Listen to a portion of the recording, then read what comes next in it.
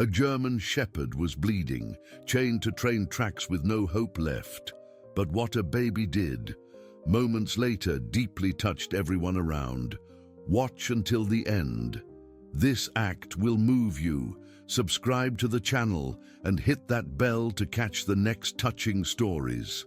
The spring sun was already beating down on the abandoned railway tracks in Oak Ridge, Montana, though it was barely 8 in the morning. Jack Reynolds wiped sweat from his forehead as he continued his routine maintenance check of the old freight line. 20 years of working for Western Rail had taught him to expect the unexpected, but nothing could have prepared him for what lay around the curve ahead. As Jack rounded the bend, the glint of metal caught his eye. Not the familiar shine of the rails, but something else, something out of place. His pace quickened, then he saw it, a large German shepherd chained to a rusted support beam just inches from the main track. The dog was lying still, its muzzle resting on the gravel, breathing with visible difficulty. "Jesus Christ," Jack muttered, dropping his toolkit and rushing forward. The animal didn't growl or bark as Jack approached. It merely raised its eyes, revealing a gaze of profound exhaustion. Up close, Jack could see the wounds on its front paws, raw and caked with dirt. The chain, thick and unyielding, was wrapped tightly around the beam, giving the dog barely enough slack to lie down. Jack's hands trembled as he reached for his phone. This section of track was technically decommissioned, but still used occasionally for freight transport. The thought of a train passing through made his stomach turn. "This is Jack Reynolds from Western Rail," he said when emergency services answered. "I found a dog chained to the tracks off County Road 22, near the old Peterson Farm crossing. The animal is injured and needs immediate help." While waiting, Jack knelt beside the dog, careful not to make any sudden movements. "Hey there, buddy," he said softly. "Help's coming. Just hang in there." The dog's tail moved slightly, just a small thump against the gravel, but enough to tell Jack that the animal understood he wasn't there to cause harm. 20 minutes later, the sound of vehicles approaching broke the morning silence. The rural road that paralleled the tracks rarely saw traffic, especially on weekdays. Jack stood and waved as an animal rescue van appeared, followed by a local fire truck. But there was a third vehicle, a blue sedan that Jack didn't recognize. Liam Burke, the county's animal control officer, approached first.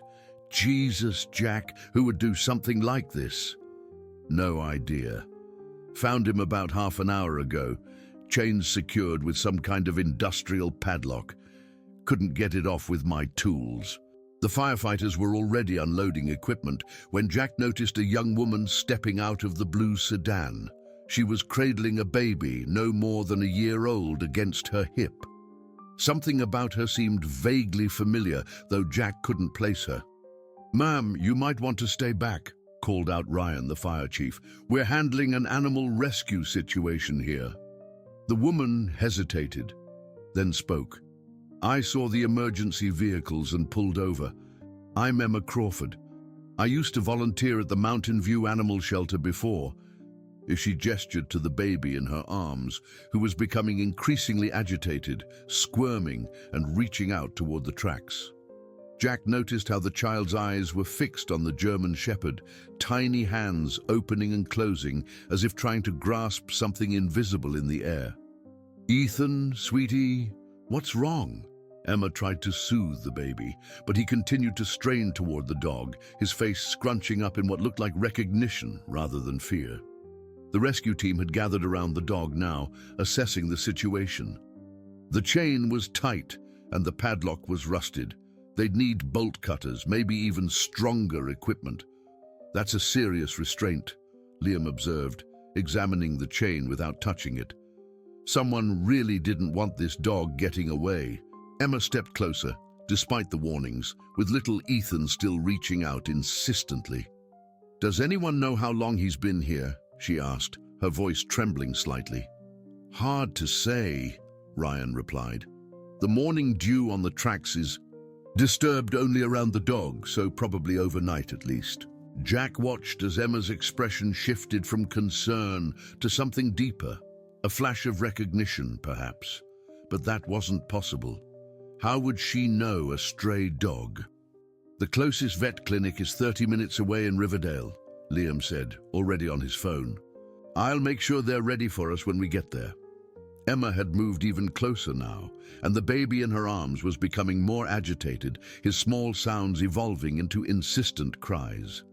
The German Shepherd, which had remained motionless during all the commotion, suddenly lifted its head at the sound of the baby's voice. "Mom, please stay back," Ryan repeated more firmly this time.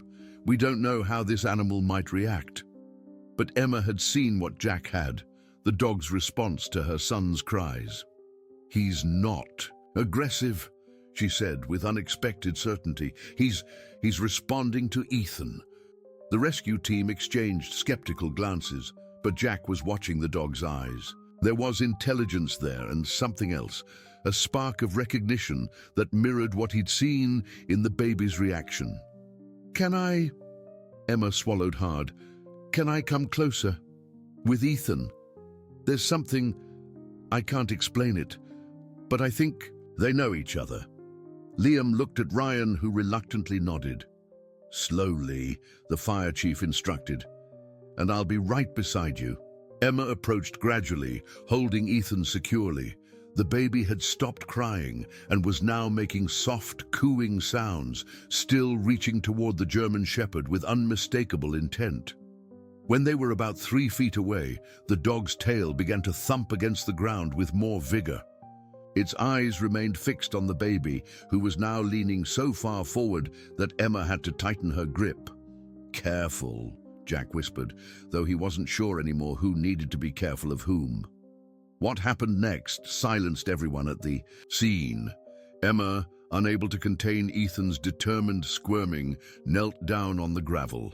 The baby immediately extended his small hand toward the dog's muzzle.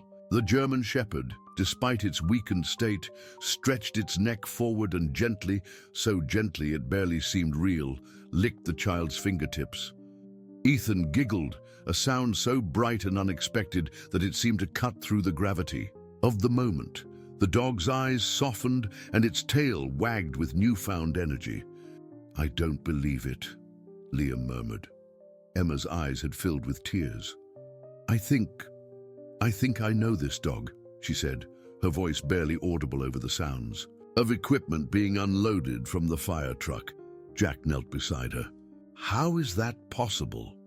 Emma stroked Ethan's hair as the baby continued to reach for the dog, making happy sounds that contrasted sharply with the grim scene around them.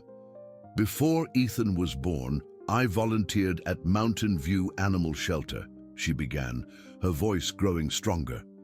"There was a German Shepherd there, a guard dog named Hunter. He was protective of everyone at the shelter, especially the smaller dogs. But then, about a week before the shelter closed down, he disappeared." "Disappeared?" Jack echoed. Emma nodded, her eyes never leaving the dog. "The official story was that he ran away, but none of us believed it. Hunter was incredibly loyal. He wouldn't have left." Ryan and the firefighters had paused their work, listening. "The shelter closed right after I left to have Ethan," Emma continued. "There were rumors about the new management, but nothing concrete. And then I got busy with the baby and—" Her voice trailed off as she watched her son interact with the dog. "You think this is the same dog? After all this time?" Liam asked skeptically. Emma reached into her pocket and pulled out her phone. After a moment of scrolling, she held up a photo. This was Hunter. Jack leaned in to look. The resemblance was undeniable, the same distinctive markings on the ears, the same intelligent eyes. But more convincing than any physical similarity was the way the dog was responding to Ethan's touch, as if reconnecting with someone from a previous life. "We need to get this chain off," Jack said with renewed urgency. "And there's something else you should know." He glanced at his watch, a knot forming in his stomach. "There's a freight train scheduled to pass through here in about 40 minutes. It doesn't come often, but today's one of the days. The revelation sent a jolt of urgency through the group. Ryan immediately called his team back to work. We need the hydraulic cutters from the truck now. As the firefighters rushed to retrieve heavier equipment, Emma remained kneeling beside the dog, with Ethan still reaching out to touch the matted fur. The German shepherd's eyes never left the child, as if drawing strength from the small hand resting gently on its head. "It's going to be okay, Hunter," Emma whispered, though she couldn't be certain the dog remembered its name or her. "We're going to get you out of here." Jack watched as the bond between child, mother and dog seemed to strengthen with each passing moment. In all his years working the railways, he'd seen many things: beautiful sunrises over mountain passes, wildlife crossing the tracks at dawn, even the occasional stranded hiker. But never had he witnessed something that tugged at his heart. Quite like this. What he didn't know yet, what none of them knew, was that this chance encounter on the old freight line would set in motion a chain of events that would change not just the life of an abandoned dog, but an entire community. The minutes ticked by with excruciating slowness as Ryan and his team worked to free the German shepherd. The industrial padlock had been exposed to the elements for who knew how long, its mechanism so corroded that even the heavy-duty bolt cutters were making little progress. "This isn't working," Ryan said, frustration evident in his voice. He wiped sweat from his brow and glanced at his watch. "We've got 30 minutes before that train comes through." Emma hadn't moved from her position beside the dog. Ethan was now seated on her lap, one tiny hand still resting on the German shepherd's head. The animal's breathing had become slightly more regular, as if drawing strength from the child's touch. "Can we call the railroad company?" Emma asked. "Have them stop the train?" Jack shook his head. "Already tried. They've radioed the engineer to slow down, but these freight trains can't just stop on a dime. Even with warning, the train will still pass through this section." Liam, who had been on his phone, rejoined the group. "I've got Dr. Marshall from Riverdale Animal Hospital standing by. She says to keep the dog as calm as possible during transport." Ryan cursed under his breath as the bolt cutter slipped again, nearly striking his hand. "This lock is industrial grade. We need something stronger." As if on cue, a pickup truck appeared on the access road, dust billowing behind it. A middle-aged man in overalls jumped out before the vehicle had fully stopped. "Heard the call on my scanner," he said, approaching the group. "Name's Bill Hargrove. I run the hardware store in town. Thought you might need some extra hands." Ryan explained the situation quickly, gesturing to the stubborn lock. Bill peered at it, then nodded thoughtfully. "I've got a portable acetylene torch in my truck. Might be able to cut through it." "We don't have much time," Jack reminded everyone, checking his watch again. As Bill hurried back to his truck, the sound of another vehicle approaching caught their attention. This time it was a massive tow truck with Martinez Auto and Towing painted on the side. A stocky man with salt and pepper hair emerged, carrying what looked like a car jack. "Miguel Martinez," he introduced himself. "My daughter follows Oak Ridge. Emergency services on the police scanner said something about a dog on the tracks." His eyes landed on the German shepherd and widened. "Dios mío." Ryan quickly caught Miguel up on their predicament. The tow truck operator nodded, holding up the hydraulic jack. "This can exert several tons of pressure. Might be able to break the chain if we position it right." With renewed hope, the group refocused their efforts. Bill returned with his torch, and Miguel began setting up the hydraulic jack. It was a strange sight. A railway worker, firefighters, an animal control officer, a hardware store owner, and a tow truck operator, all gathered around a weakened dog and a young mother with a baby, racing against an invisible clock. Emma watched as the men worked, her heart pounding with each passing minute. Ethan remained unusually calm, occasionally making soft, cooing sounds that seemed to keep the German shepherd alert and responsive. "You really think this is the shelter dog?" Jack asked Emma quietly as they watched the rescue attempt. Emma nodded. The markings are identical, and the way he responds to Ethan, it's like he recognizes something familiar. She hesitated. Hunter was always gentle with children. The shelter used to have reading programs where kids would come and read books to the dogs. He was everyone's favorite. How long ago did the shelter close? About 14 months ago, right around when Ethan was born. Emma's voice caught. I always wondered what happened to the animals that weren't adopted. The official story was that they were transferred to other shelters, but there were rumors. She didn't finish the sentence, but Jack could see the pain in her eyes. Whatever had happened at that shelter, it clearly still haunted her. Bill's torch sparked to life, the blue flame hissing as he carefully applied it to the padlock. The metal began to glow red, then orange, but the lock was stubborn, designed to withstand tampering. This is taking too long, Ryan said, checking his watch again. We're down to 20 minutes. Miguel had positioned the hydraulic jack between two links of the chain, far enough from the dog to not cause additional stress. Let's try this approach while Bill keeps working on the lock, he suggested. As Miguel began to pump the jack, the chain grew taut. The German Shepherd whimpered, its first vocal sound since they'd arrived, causing Ethan to pat its head with increased urgency, as if trying to offer comfort. Easy, boy, Emma soothed. They're trying to help you. The chain stretched. Under the growing pressure, the metal links straining against each other. A soft groan emanated from the rusty iron, but it held. More pressure, Ryan urged. Miguel pumped harder, his face red with exertion. The jack's mechanism clicked rhythmically, each sound marking another increment of force applied to the stubborn chain. Bill, how's it coming with that lock? Jack called over. The hardware store owner shook his head. Making progress, but slowly. This thing is built to last.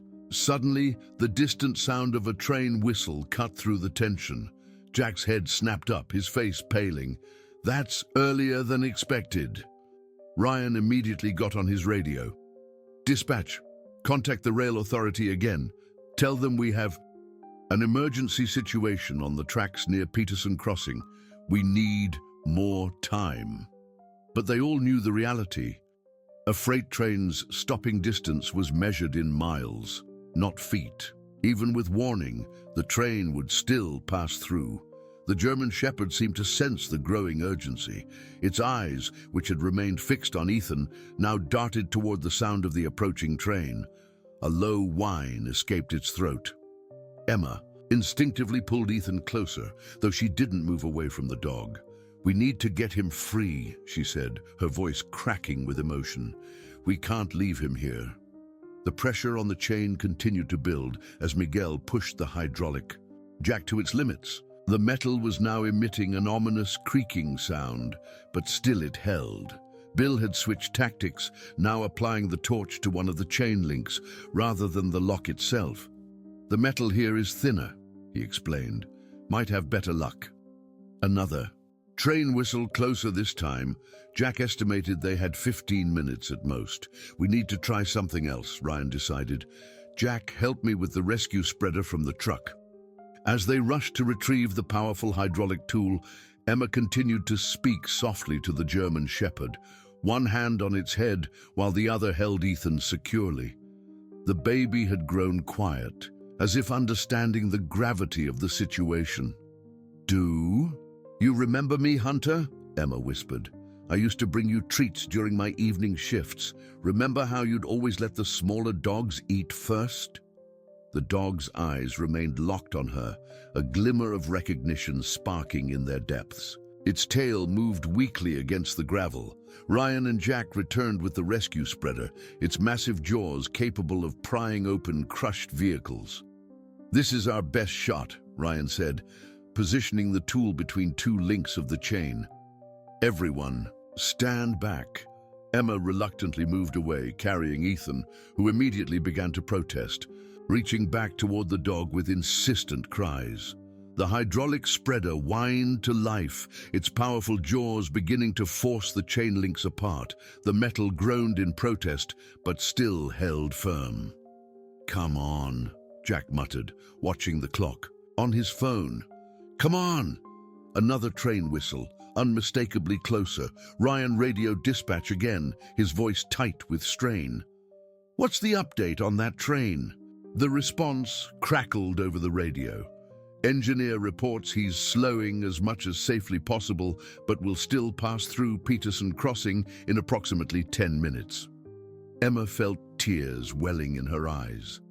The thought of leaving Hunter, chained to the tracks, was unbearable, but Ethan's safety had to come first. Ryan seemed to read her thoughts.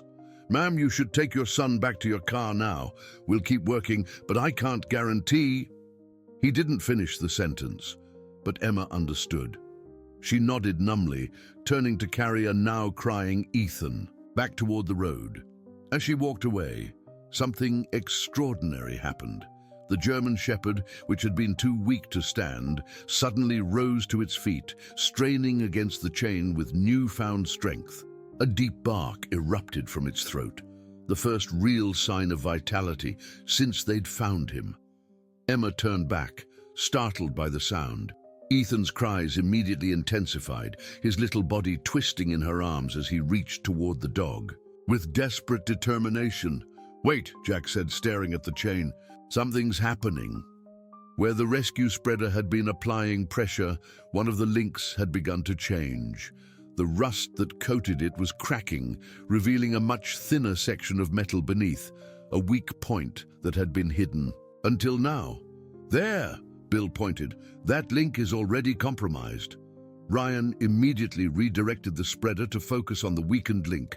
The motors whined as maximum pressure was applied. The chain stretched, groaned, and then, with a sound like a gunshot, the link snapped in two. The German Shepherd stumbled forward, suddenly free, though a length of chain still dangled from its collar. It swayed on its feet, weakened from its ordeal, but its eyes remained, fixed on Emma and Ethan. "We did it!" Jack exclaimed, relief washing over his features, but there was no time for celebration. The train whistle sounded again, much closer now. "Let's get clear of the tracks," Ryan ordered, already moving to help the dog. Liam approached carefully, a leash in hand, but the German Shepherd had eyes only for Emma and Ethan. With trembling legs, it began to move toward them, each step seemingly drawing strength from the baby's continued cries. Emma set Ethan down on the ground beside her, holding his hand. The baby immediately stopped crying, his free arm outstretched toward the approaching dog. When the German Shepherd reached them, it sank to the ground at their feet, exhausted but safe. Ethan immediately placed both hands on the dog's muzzle, making soft, babbling sounds that could almost be mistaken for words. "It's okay now, Hunter," Emma whispered, dropping to her knees beside them both. "You're safe." As if understanding her words, the dog gently licked Ethan's hands, then rested its head on the ground, eyes still locked on the child. The group quickly moved away from the tracks. The dog carried on a makeshift stretcher crafted from firefighters' jackets. They reached the road just as the freight train came into view around the distant bend, its massive form a stark reminder of how close they'd come to tragedy.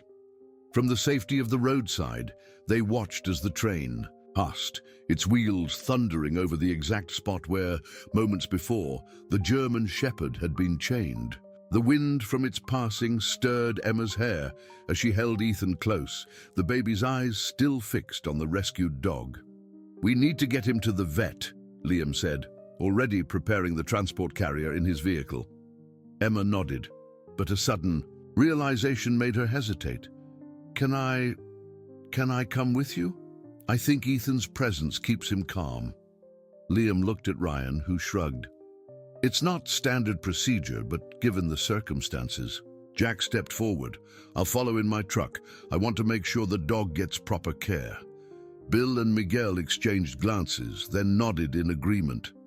"We'll come too," Miguel said, "just to see this through."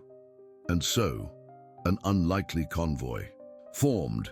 The animal control van carrying the rescued German Shepherd, with Emma and Ethan riding along, Jack's maintenance truck, Bill's pickup, and Miguel's tow truck. As they pulled away from the railway crossing, Emma looked back at the tracks, shuddering at how differently this day could have ended. What she didn't know yet was that their journey was just beginning. The mystery of how Hunter had ended up chained to those tracks and what had happened at Mountain View Animal Shelter after she left was about to unravel in ways that would shake their small community to its core. The Riverdale Animal Hospital was a modest, single-story building on the outskirts of town, its brick exterior weathered by years of Montana winters. By the time the unusual convoy arrived, Dr. Catherine Marshall was waiting at the entrance, her expression a mixture of concern and professional calm. "Bring him straight to exam room 1, she instructed, as Liam and Ryan carefully lifted the makeshift stretcher from the animal control van. The German Shepherd remained conscious but subdued, its eyes constantly searching for Emma and Ethan. When the baby was briefly out of sight, as they entered the building, the dog whined softly, its tail stilling until the child came back into view. "I've never seen anything like it," Dr. Marshall commented, noticing the connection. "He's bonded to your baby." Emma nodded, adjusting Ethan on her hip. "I think they knew each other before." The veterinarian raised an eyebrow but didn't press further as she guided them into the exam room. The space quickly became crowded with the unexpected entourage. Emma and Ethan, Jack, Liam and Ryan, with Bill and Miguel hovering in the doorway. "I'll need some room to work," Dr. Marshall said, though her tone was gentle. "Perhaps just the mother and child could stay. The dog seems most responsive to them." The others reluctantly stepped out into the waiting area, where the receptionist eyed them with curiosity. It wasn't every day that a railway worker, firefighter, animal control officer, hardware store owner, and tow truck operator crowded into the small space, all concerned about a single rescue dog. In the exam room, Dr. Marshall worked methodically, first removing the remaining chain and collar from the German Shepherd's neck. The skin beneath was raw and inflamed, telling a story of prolonged restraint. "He's severely dehydrated and malnourished," she said, her fingers gently probing along the dog's ribs. "And there's significant infection in this paw wound." She carefully lifted the dog's front paw, revealing a deep gash that had been hidden by matted fur. Emma kept Ethan close, the baby unusually quiet, as he watched the examination with solemn eyes.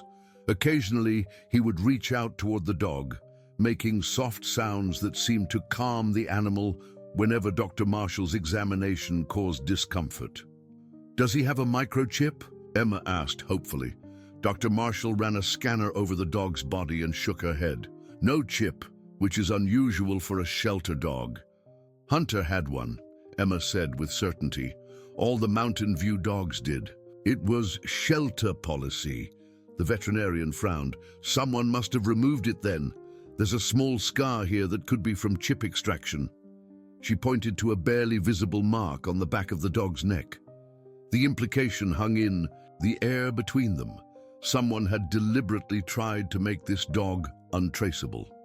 "I'm going to start him on IV fluids and antibiotics," Dr. Marshall continued, her professional demeanor returning.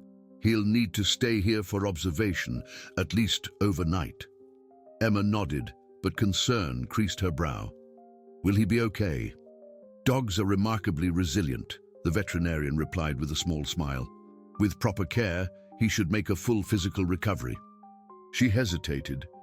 The emotional trauma is harder to assess. Whatever he's been through, it's left its mark. As if understanding they were discussing his fate, the German Shepherd lifted his head slightly, his eyes finding Ethan's. The baby immediately broke into a wide, gummy smile, waving his hands excitedly. "That connection is remarkable," Dr. Marshall observed.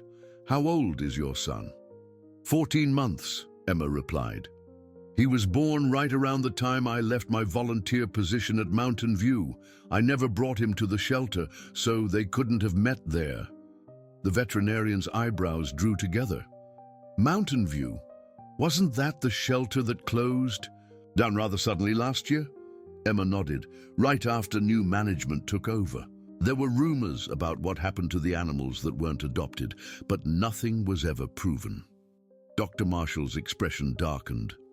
I received a few transfers from there in the weeks before it closed. They came with incomplete medical records, which was unusual. She glanced at the German shepherd who had finally allowed his eyes to close, exhaustion overtaking him. None of them were in good condition. A knock at the door interrupted them. Jack poked his head in. Sorry to disturb, but there's someone here asking for Emma.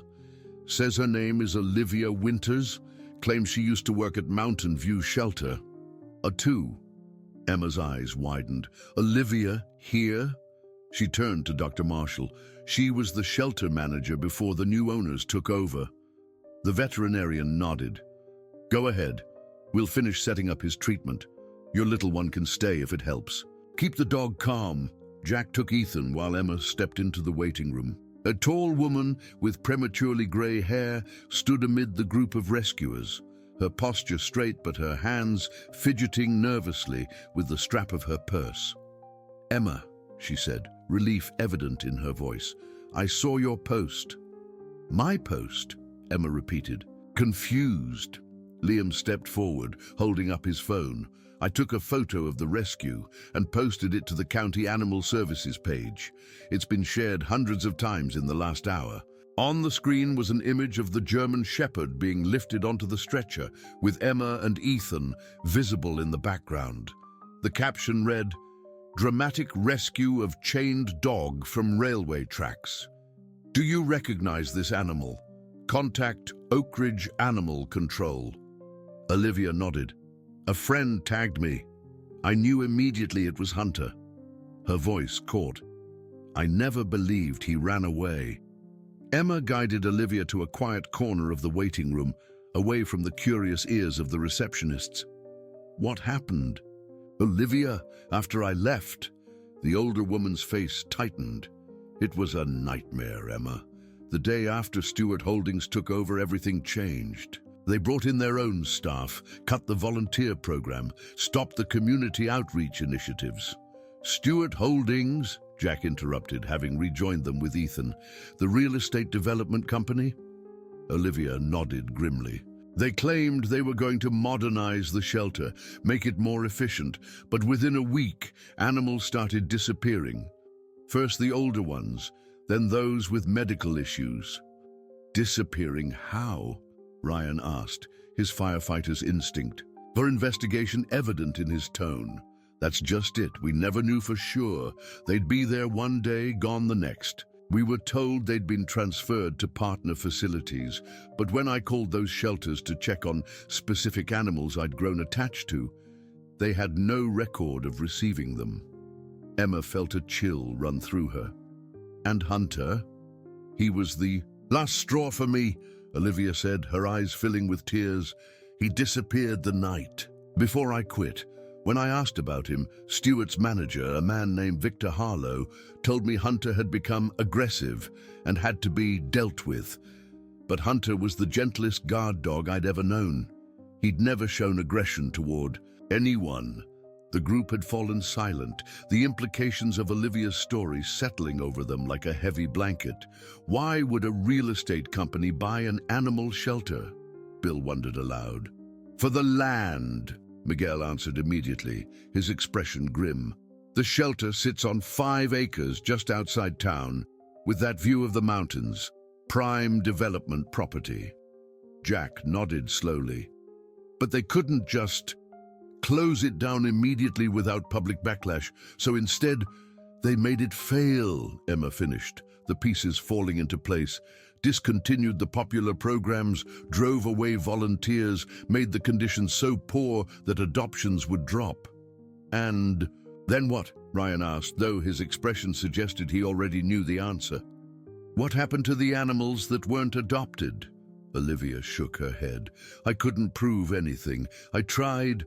I called the county inspector, even the local newspaper, but without evidence. Dr. Marshall emerged from the exam room, wiping, her hands on a paper towel. She'd clearly overheard much of the conversation. The dog you found, Hunter, his condition suggests prolonged neglect, followed by a more recent period of acute mistreatment. How recent? Jack asked. The wound on his paw is infected but not severely so. I'd estimate it happened within the last 72 hours. The dehydration is more recent than the malnutrition. She hesitated. And there's something else. When I was, cleaning his fur, I found traces of sawdust and concrete dust, the kind you'd find at a construction site. Miguel's head snapped up. Stewart Holdings just broke ground on that new luxury condo development last week, the one by the old Miller property. Emma felt Ethan squirm in her arms, his attention drawn back toward the exam room where Hunter lay. The baby's persistent interest in the dog no longer seemed like a simple case of a child fascinated by an animal. There was something deeper, at work, a connection that defied easy explanation. I need to document this, Liam said, his voice firmer than before. If there's evidence of systematic animal cruelty, the county can investigate. Olivia pulled out her phone. I still have the records from before the takeover. Staff kept a private log of which animals disappeared and when. We were too afraid to come forward individually, but together, with physical evidence now. We should post Hunter's story online, Emma suggested suddenly. The full story, with photos. If other former shelter workers or people who were denied information about their animals see it, they might come forward too. Jack nodded approvingly. Public pressure could force an official investigation. I can help with that, said a new voice from the doorway. A young woman with a press badge clipped to her jacket stood there, notepad in hand. Megan Chen, Oak Ridge Gazette. I followed the social media buzz about the rescue. Her eyes were sharp with interest. Sounds like there might be a bigger story here than just one dog. For the next hour, Megan interviewed each person involved in the rescue, taking detailed notes and photographs. Dr. Marshall provided medical documentation of Hunter's condition, while Olivia shared what she knew about the shelter's operations under Stewart Holdings. Emma recounted her time as a volunteer and the special bond Hunter had formed with the other animals. What about your baby's reaction to the dog?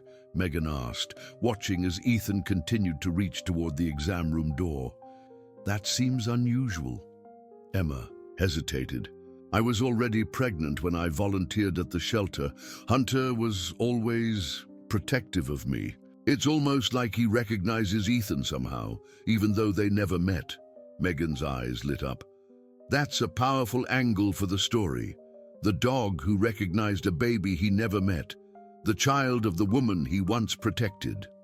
By evening, Megan had published a preliminary article online, Mystery on the Tracks, Rescued Dog Opens, questions about shuttered animal shelter. Within hours, the story had been shared thousands of times, with comments flooding in from former Mountain View volunteers, adopters, and community members. Emma sat beside Hunter's hospital bed, Ethan asleep in a portable crib the staff had and found for them.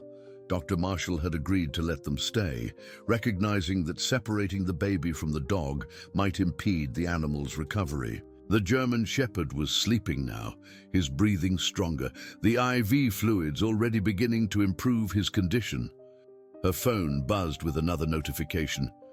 Another share of Megan's article, this time from someone whose dog had been at Mountain View during the ownership transition and had subsequently disappeared.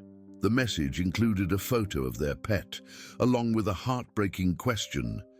Could my Bailey still be out there somewhere too? As Emma scrolled through the mounting responses, a particular comment made her blood run cold. It was from a construction worker who claimed to have worked on the initial phase of Stewart Holdings' new development. They made us dig foundation trenches in the middle of the night last week. said it was to avoid disrupting local businesses during the day. But now I'm wondering if there was another reason. There was an area they wouldn't let any of us near, said it was for specialized equipment. After reading this, I'm not so sure. Emma's hand trembled as she showed the comment to Jack, who had refused to leave until he was certain Hunter would recover. "We need to get this to the authorities," he said grimly. "Not just animal control, the sheriff's department." As if summoned by his words, the clinic door opened and Sheriff Diane Rodriguez stepped in, her expression serious. "I've been reading about your rescue today," she said, nodding to Emma and Jack, "and I've been getting calls about this shelter situation for the past 3 hours. She glanced at the sleeping German Shepherd.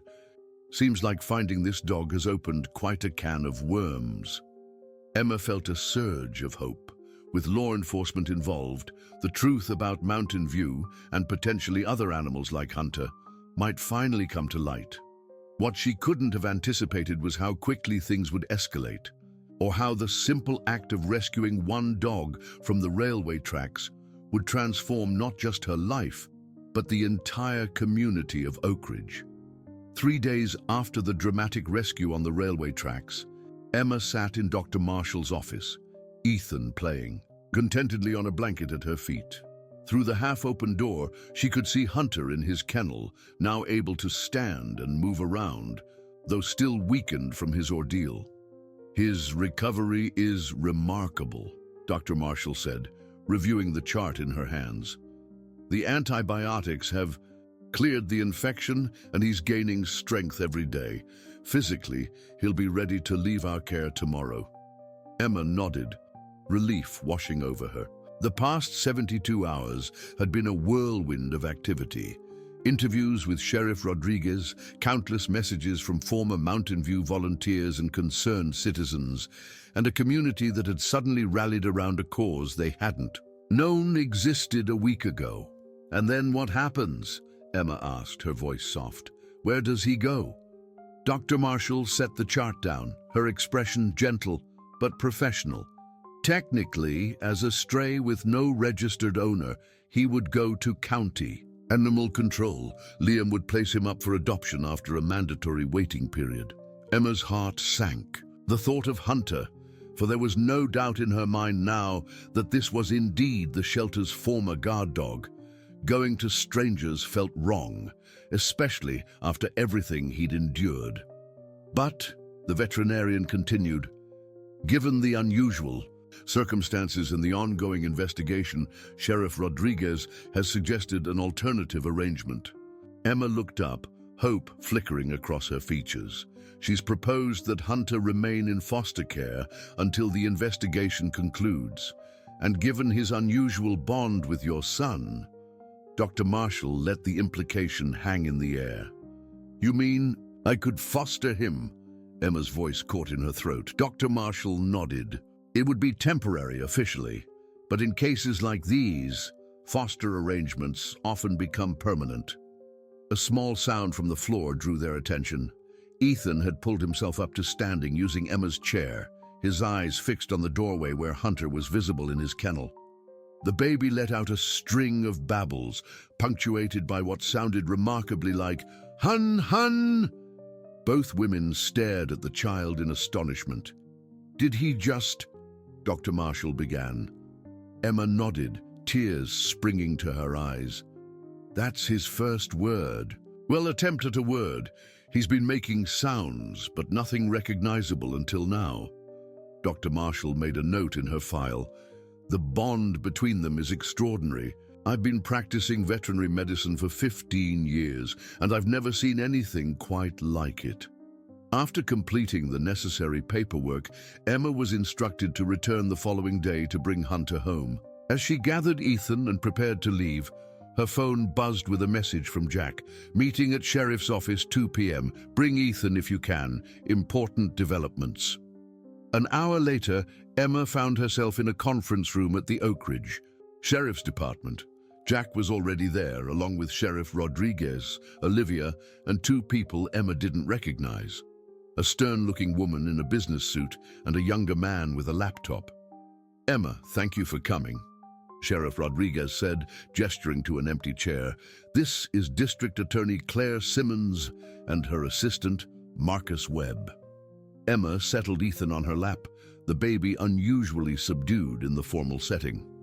We've been reviewing the evidence regarding Mountain View Animal Shelter, the sheriff continued, and we have enough to open a formal investigation into Stewart Holdings and their management practices.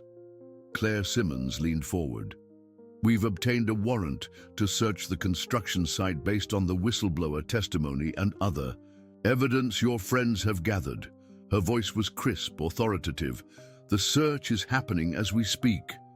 Emma felt a chill run through her. Do you think... Are there other animals? Sheriff Rodriguez exchanged a glance with the DA. We don't know yet, but we're also investigating financial improprieties. It appears Stewart Holdings may have misappropriated grant money that was designated for animal care. They never intended to run the shelter, Olivia said bitterly. It was all a front to quietly get rid of the animals and clear the land for development. Marcus Webb, who had been typing quietly, turned his laptop so everyone could see the screen. We've been tracking the social media response to the newspaper articles. Over 50 former Mountain View adopters or volunteers have come forward, with similar stories of animals that disappeared after the ownership change. The gravity of the situation settled over the room like a heavy blanket. What had started as the rescue of a single dog had uncovered what appeared to be systematic animal cruelty on a scale none of them had imagined. There's something else, Sheriff Rodriguez said, her expression softening as she looked at Emma. Dr. Marshall sent over Hunter's medical records. She noted the unusual bond between the dog and your son. Emma nodded, unconsciously drawing Ethan closer. It's like they know each other, which is impossible. Ethan was born after I stopped volunteering at Mountain View. Actually, Olivia interjected, you were still coming in occasionally during your early pregnancy. Remember those fundraising events in your third trimester? Emma's eyes widened with realization. You're right. I helped with the adoption fair when I was 7 months along. Hunter was always hovering near me. The other volunteers used to joke that he was being protective.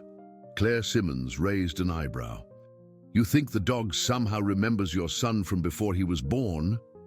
I know how it sounds, Emma admitted, but there's no other explanation for their connection. Hunter recognized something about Ethan from the moment they saw each other on those tracks. Jack, who had been quietly observing, finally spoke. I saw it too.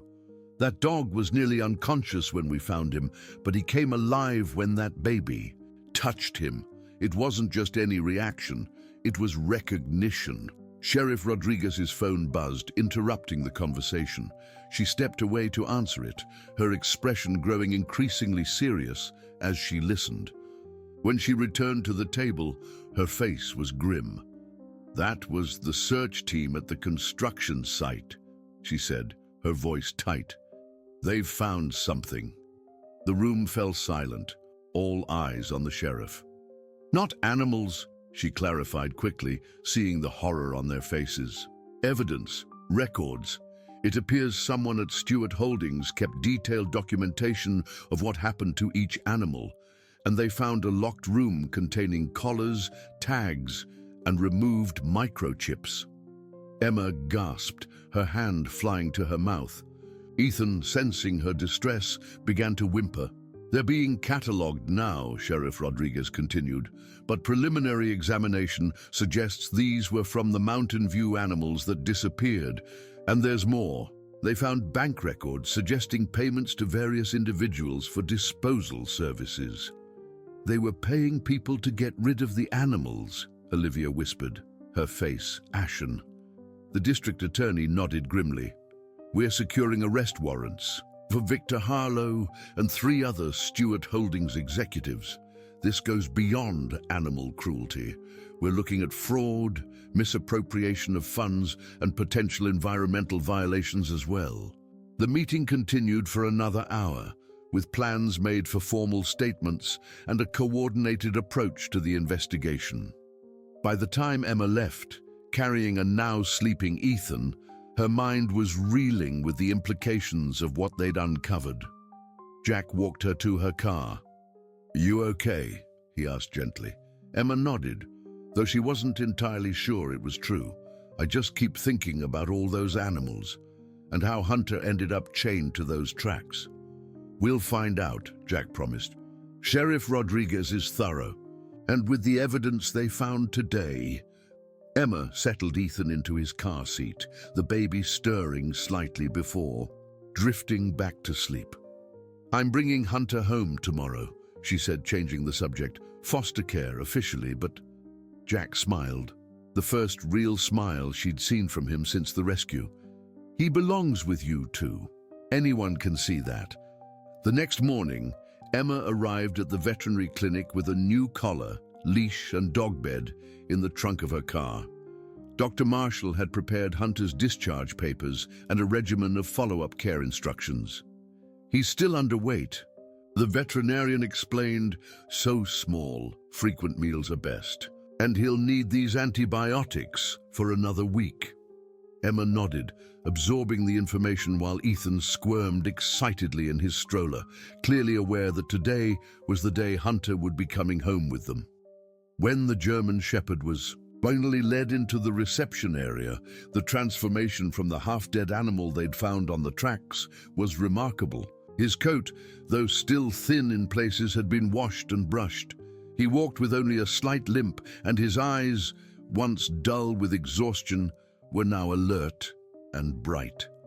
The moment Hunter saw Ethan, his entire demeanor changed. His tail, which had been held low, began to wag enthusiastically. He pulled gently on his leash, trying to reach the stroller. "Hun, hun!" Ethan called out, his little hands reaching through the stroller straps. Dr. Marshall watched with a smile as Emma allowed Hunter to approach the stroller carefully. The dog sniffed the baby's hands, then gave them a gentle lick that sent Ethan into peals of delighted laughter. "I made a note in his file about their bond," the veterinarian said. "My colleague, Dr. Winters, specializes in animal behavior. She's been following Hunter's case and would like to document this relationship, if you're amenable. It could be valuable research for understanding canine-human connections." Emma agreed readily, and after completing the final paperwork, they were ready to leave. As they walked toward the car, Hunter stayed close to the stroller, his body positioned protectively on the side nearest the street, a guardian instinct that seemed to have survived whatever ordeal he'd endured. The next few days established a new routine in Emma's small house on Oak Street. Hunter adapted quickly, learning the layout of the home and the rhythm of their days. He slept beside Ethan's crib, ate with increasing appetite, and even began to play a little, tentative at first, then with growing enthusiasm. What amazed Emma most was the change in Ethan. Her typically reserved baby had become more animated, verbally expressive, and engaged. The pediatrician, Dr. Rebecca Singh, noticed it immediately during Ethan's 15-month checkup. "His developmental markers have jumped significantly," Dr. Singh noted, reviewing her assessment. "His receptive and expressive language, fine motor skills, even his social interaction, all showing remarkable improvement in just 1 week." Emma explained about Hunter and the rescue, showing the doctor a video of Ethan and the dog interacting at home. Dr. Singh watched with professional interest. "There's significant research on the benefits of animals for children's development," she said. "But this connection seems particularly strong. It's almost as if they're healing each other," Emma finished. The pediatrician nodded thoughtfully. "Exactly. Hunter needed physical healing, which he's receiving, but perhaps he also needed emotional healing, the kind that only unconditional acceptance can provide. And Ethan, who's been developmentally cautious until now, needed something to draw him out of his shell." That evening, as Emma watched Hunter and Ethan playing on the living room rug, the baby giggling as he rolled a ball that the dog gently nudged back, Her phone rang. It was Sheriff Rodriguez. "Emma, we've made arrests," the sheriff said without preamble. "Victor Harlow and 2 other Stewart executives are in custody, and we've identified the man who chained Hunter to the tracks, a local handyman who did odd jobs for Stewart Holdings. He's cooperating in exchange for leniency." Emma sank onto the couch, relief and a strange sense of closure washing over her. "Why?" she asked simply. "Why Hunter? Why the tracks?" According to his statement, Harlow specifically ordered him to get rid of Hunter after a former volunteer started asking questions about missing animals, Sheriff Rodriguez explained. The dog was apparently being kept at a property owned by one of the executives. The handyman claims he couldn't bring himself to harm the animal directly, so he chained him near the tracks, thinking. She didn't finish the sentence, but Emma understood. The man had chosen what he considered a passive way out, leaving Hunter's fate to chance rather than taking direct action. "There's going to be a hearing next week," the sheriff continued. "The district attorney would like you to testify about finding Hunter and his condition. Olivia and other former shelter workers will be there too." After ending the call, Emma sat watching Ethan and Hunter, now curled up together, as the baby began to show signs of sleepiness. The German shepherd's eyes met hers, and in them she saw not just intelligence, but a depth of understanding that transcended simple animal instinct. Whatever connection had formed between this dog and her son, whether from those brief encounters, during her pregnancy or something more mysterious, it had been powerful enough to sustain Hunter through unimaginable hardship. Strong enough to give him the will to survive until they found each other again. What Emma didn't yet realize was that their story was about to take another unexpected turn, one that would challenge their newfound bond in ways she couldn't imagine.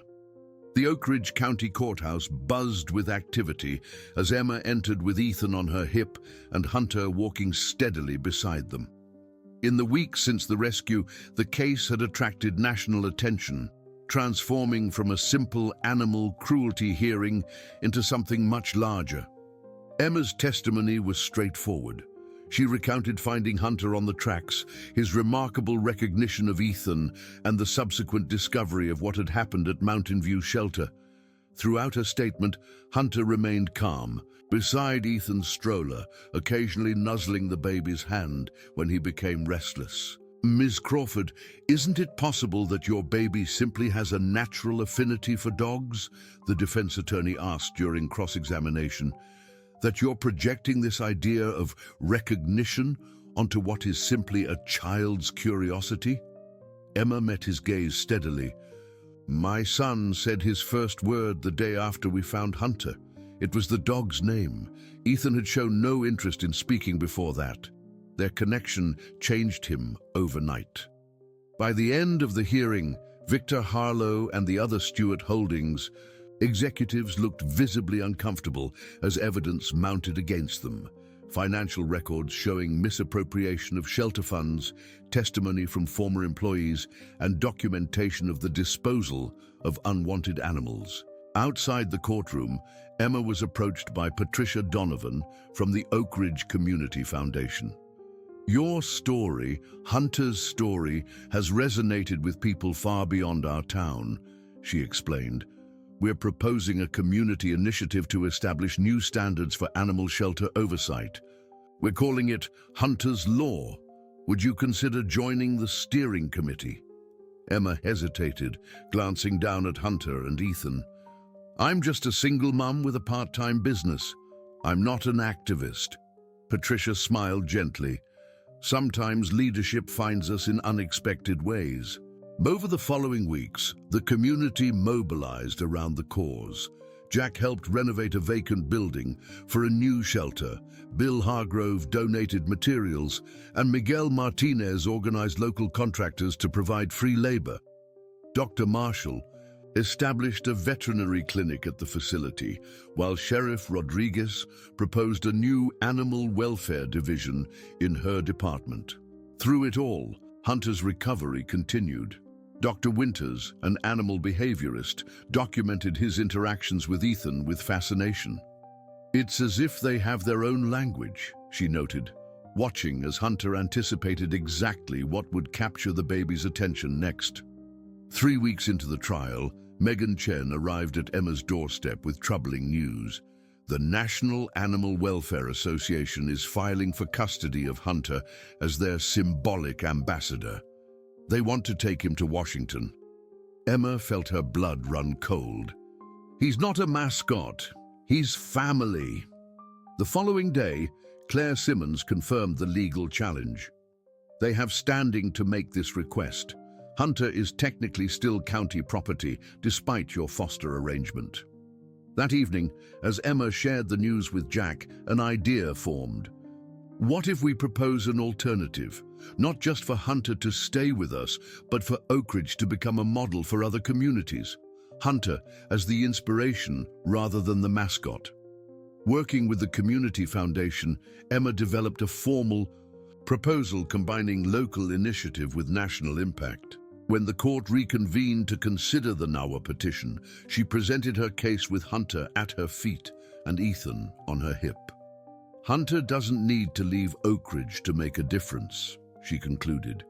"His greatest impact will come from staying right here with the people who found him, who fought for him, and with the child who somehow knew him even before they met." As if on cue, Ethan reached down toward Hunter. "Hun home," he said clearly, bringing surprised murmurs from the courtroom. 2 days later, Judge Whitford delivered her ruling. Hunter would remain with Emma and Ethan, but the court ordered the creation of a joint venture, the Hunter Project, combining NAWA's resources with Oak Ridge's community-based approach. "The evidence is clear that Hunter has formed an extraordinary bond with this family," the judge concluded. "To sever that connection would cause harm that this court is not willing to inflict."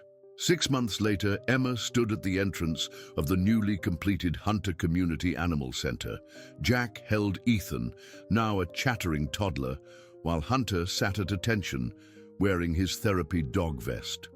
1 year ago, Emma addressed the crowd. A series of strangers came together to save a dog who had been left to die. None of us could have imagined where that rescue would lead.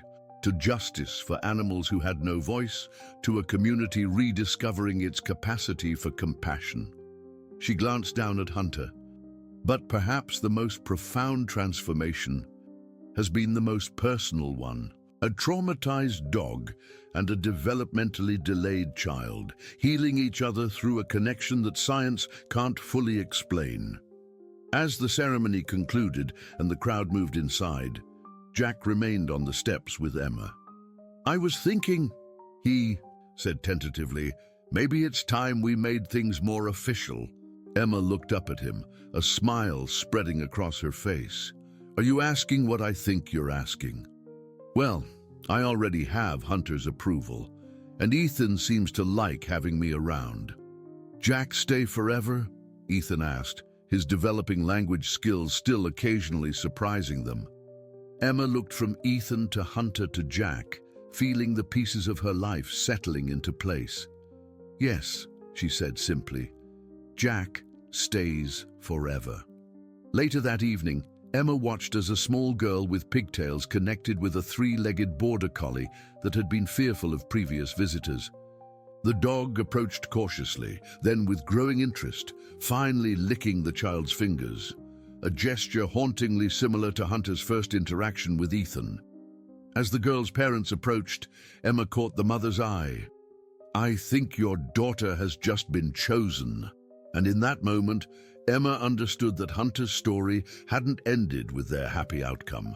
It was being retold in countless ways throughout their community, each connection a testament to the extraordinary healing that exists between humans and animals, if only given the chance to flourish.